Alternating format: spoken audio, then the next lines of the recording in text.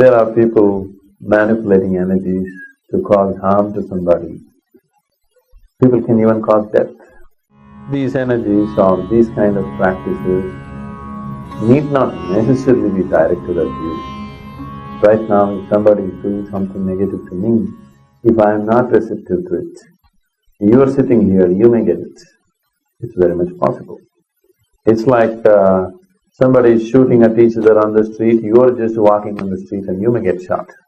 So, certain practices, if you bring in certain practices or certain utterances into day-to-day life, one can easily tide over these things.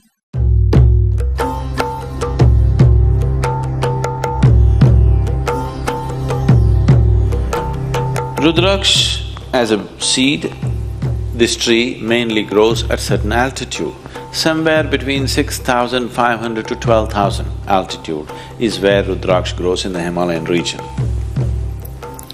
And it has very unique vibrations. So person who is constantly traveling wears a Rudraksh so that he has a cocoon of his own energy, that the outside energies does not disturb him. He has a… we call this a kavacha. You know what's a kavacha? It's more like a cocoon. It's a cocoon of your own energy. Wherever you go, you have your private bedroom going with you.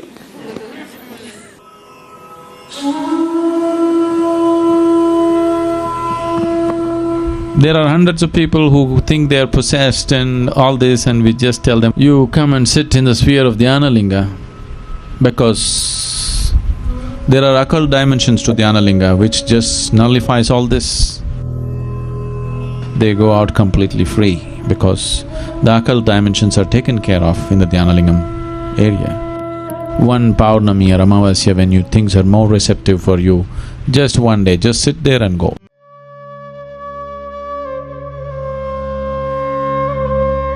If you're truly meditative, don't even bother about occult.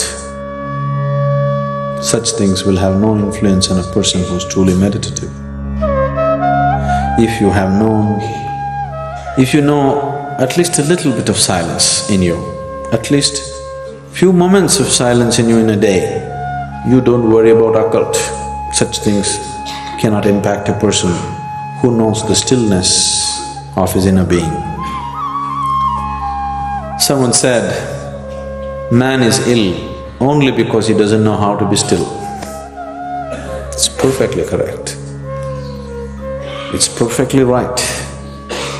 All the illnesses have happened because they don't know how to be still, especially those which affect your mind, especially those which happen because of other influences. These things are possible only because there is no stillness. So right now with the process of meditation, you are bringing that stillness into your life. If you are still, you will not be ill.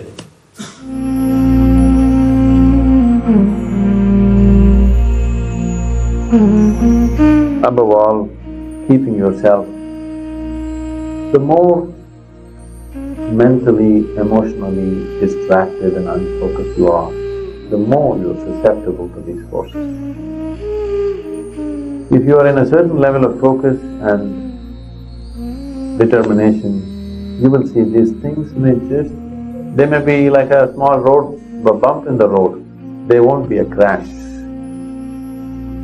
But if you're in a certain level of destabilization in your emotion and mind, it could lead to a crash.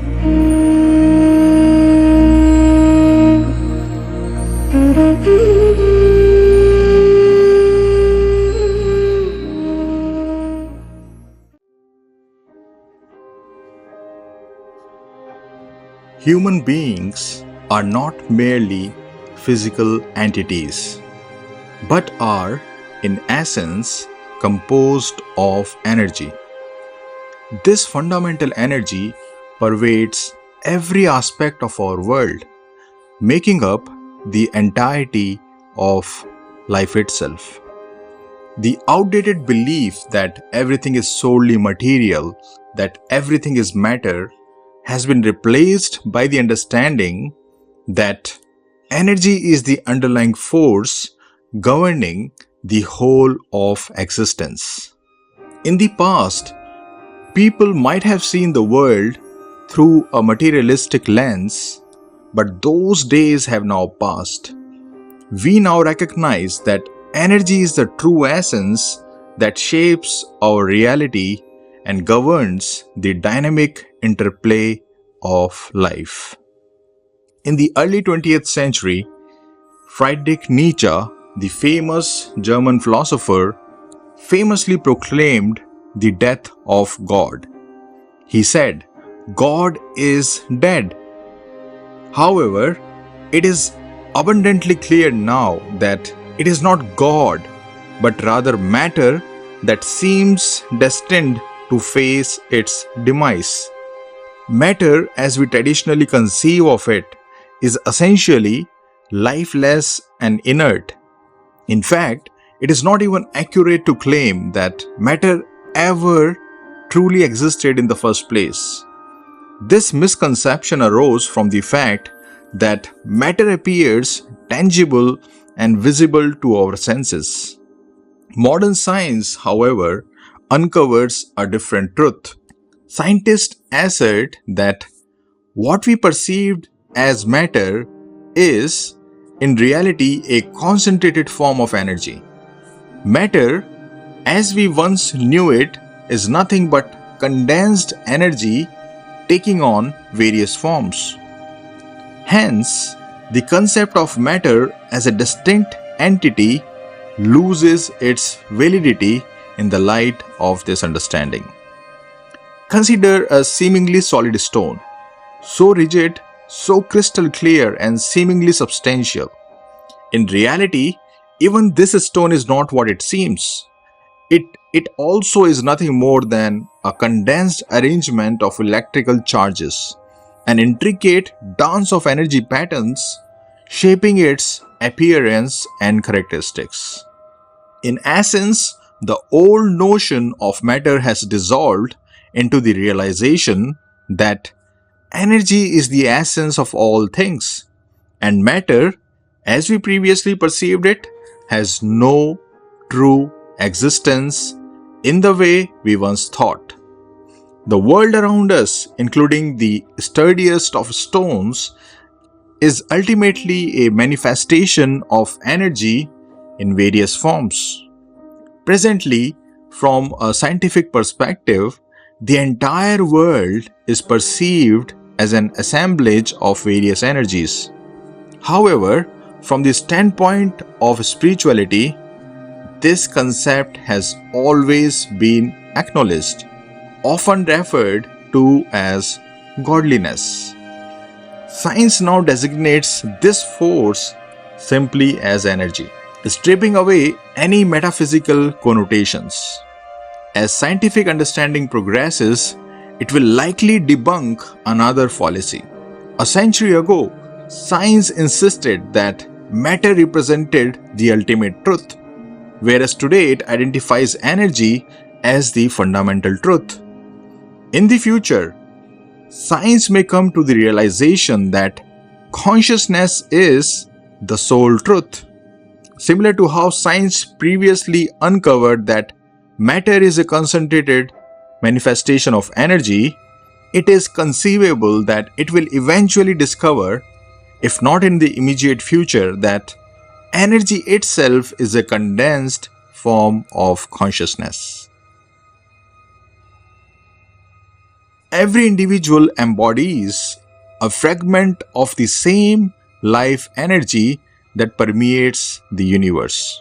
A tiny structure of this cosmic force exists within each one of us.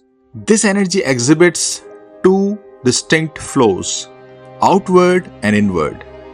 When it flows outward, it transforms into desire and lust.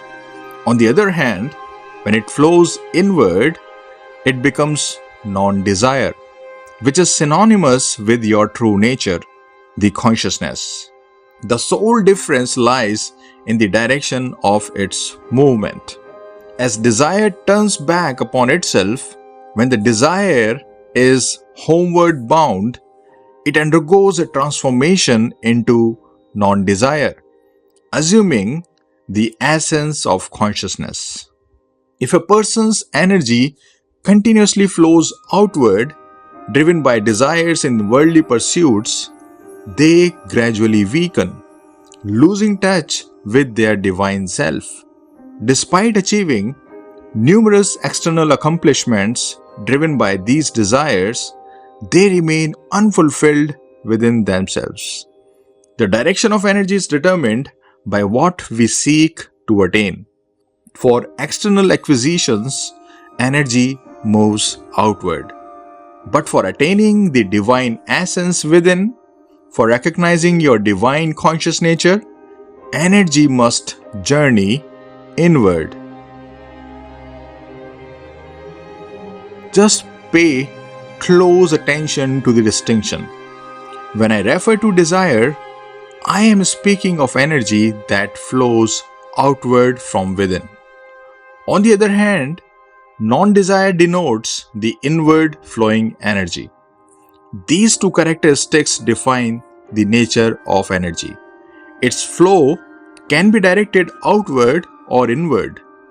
When energy flows outward, an individual may attain great success and accomplishments in the external world, but in the process, they lose their true self. They lose their divine essence.